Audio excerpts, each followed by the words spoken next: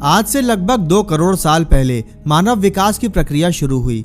इस समय उसने कुछ महत्वपूर्ण शारीरिक परिवर्तन आए, जैसे दोनों पैरों पर खड़े होकर सीधे चलना, हाथों पर अंगूठे के कारण चीजों को पकड़ने की क्षमता का विकास होना, जिससे महत्वपूर्ण कामों को करने की क्षमता का विकास हुआ।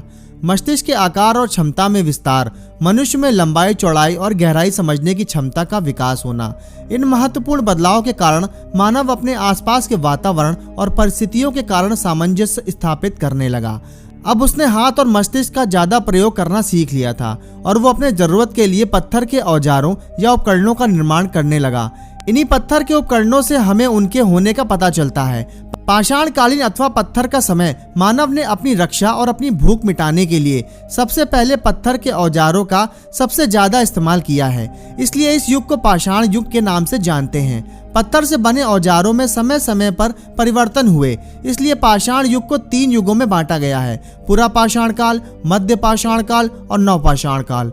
पुरा पाषाण काल में मनुष्य पहले खुले आसमान के नीचे, नदियों के किनारे और झील के पास रहा करते थे।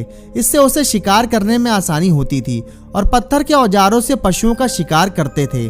शिकार से प्राप्त मांस उसका मुख्य भोजन था। कंदमूल और फल भी उसके भोजन में शामिल थे।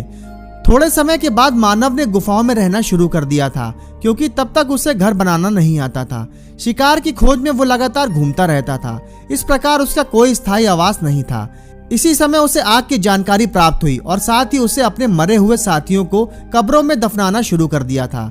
नवपाषाण काल के आखिरी दौर में उसने चित्र बनाना भी सीख लिया था। उस समय की गुफाओं में उसके द्वारा बनाए गए चित्र मिलते हैं। उन चित्रों में शिकार के दृश्य बनाए गए हैं। इसी समय मानव ने हड्डी के औजार भी बनाना शुरू कर दिया था।